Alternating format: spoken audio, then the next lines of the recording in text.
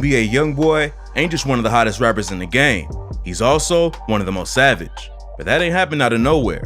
Come to find out, his pops is certified in the streets too, and he's been locked up since Youngboy was a kid. Let's get into the true story of how Youngboy's dad got snitched on by his own brother and sentenced to 55 years in prison. On December 1st, 2009, Youngboy's pops, Jeffrey Staten, and two dudes walked into Albi's Market and Deli in Baton Rouge around 9 a.m.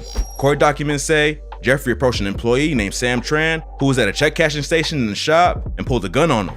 He told Tran to get down on the ground, but the dude ain't listen fast enough, so Jeffrey hopped over the counter and pistol whipped him in the head. Then one of the dudes working with Jeffrey put zip ties on his wrist and a bag over his head.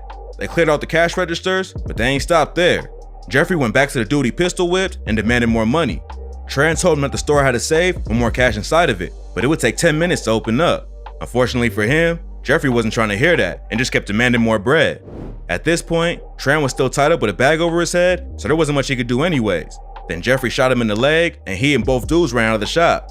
Even though the lick went sour, it should have been easy for Youngboy's dad to get away. Baton Rouge is a wild city where the robbery rate is over double the national average, and most crimes like this don't get solved unless the cops see who did it right after they commit it.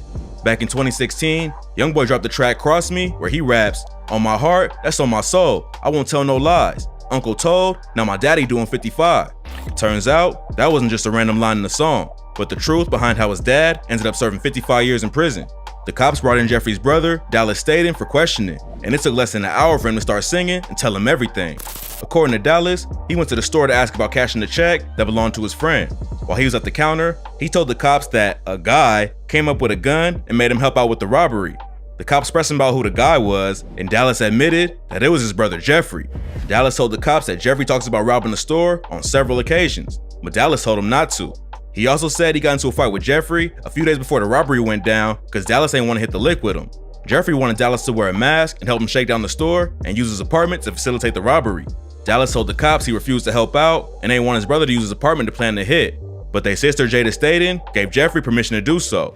According to Dallas, he went to the store early that day because he thought Jeffrey would rob it at night. During a police interview, he said that it was just a coincidence he was there when the robbery went down and that he had nothing to do with this. In the middle of his trial, Dallas told the court he was having money issues with his brother before the robbery.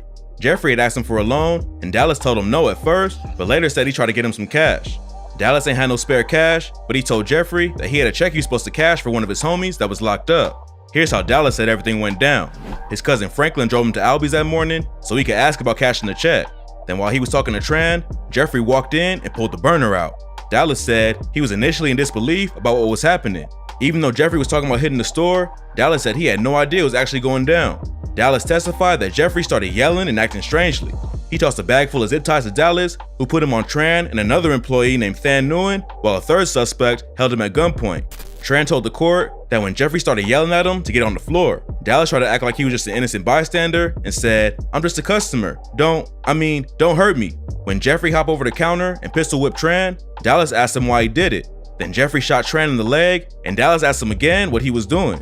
When Jeffrey and the third dude ran out of the store, Nguyen loosened the ties on his wrist and grabbed a gun behind the counter. Dallas stayed behind to untie Tran and say sorry. Then he ran out of the store and warned Jeffrey that Nguyen had a gun. Nguyen ran outside and tried to shoot him, but his gun jammed after letting off 2 shots. Nguyen saw Dallas leaving a red Mazda, which is how police tracked him down. When they searched his apartment, they found zip ties like the ones used during the robbery, which was all they needed to arrest him and bring him in for questioning. Dallas told the court that he only ran away because he didn't think the police would believe his story. But this is where his side of the situation starts getting strange.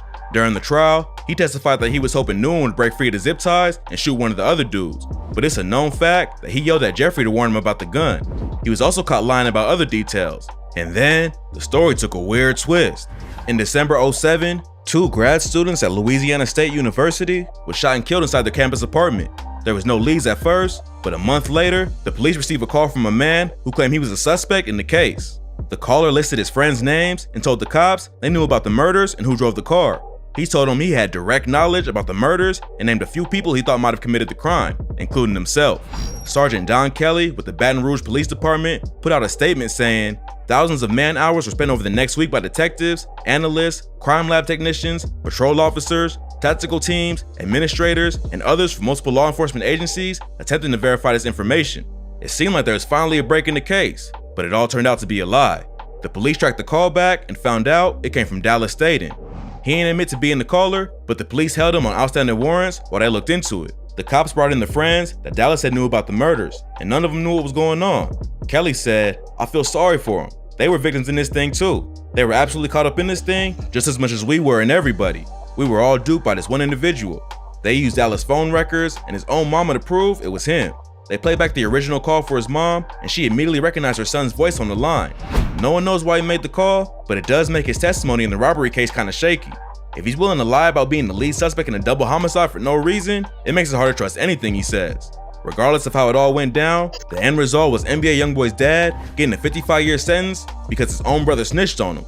Having his pops locked up since he was a little kid had a massive impact on Youngboy. His mom couldn't take care of him, so he lived with his grandma. And without someone there to guide him, he jumped off the porch at a young age and dropped out of school in 9th grade. He ended up getting arrested for robbery right after dropping out and spent his time in juvie writing songs for his first project. Youngboy talks about his dad in an interview and said, "My daddy in jail. I talk to him every day. He just be wanting money and shit though. I still call him daddy to make him feel like somebody. I send him money just so he feel like he got somebody there, cause I know how it is when you in jail. I barely know him though." When Jeffrey's sentence was handed down, he tried to have it reconsidered and reduced, but the court denied the motion. Then he filed an appeal saying that his constitutional right against double jeopardy was violated. The double jeopardy clause means you can't be tried multiple times for the same offense, and you also can't be punished multiple times for one offense. Jeffrey tried to argue that the court was punishing him twice for the same crime, so his sentence should be reduced, but they denied his appeal and stated, rather than being punished twice for the same offense, the evidence showed that two separate crimes occurred, which were independently proven. Jeffrey's been locked up since 2009, but he ain't gave up on the early release. A rapper named Young Pokey been keeping in contact with him while he's inside. He's released a few videos of Jeffrey on his YouTube channel, and in one of them, Jeffrey says, "Got some stuff going on in the courts. I'll be out there pretty soon. Getting snitched on by your own brother will make a lot of dudes angry for life."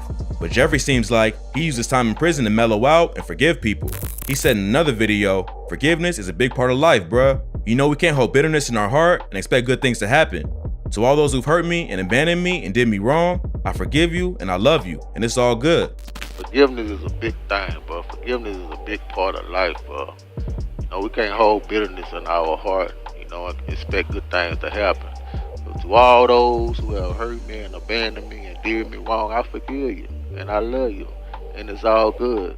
Hopefully he can get his legal situation sorted out and reunite with his son. But Youngboy got issues of his own right now. On Thursday, May 19th, an artist named Chris James shared an iMessage conversation between him and Youngboy on Instagram.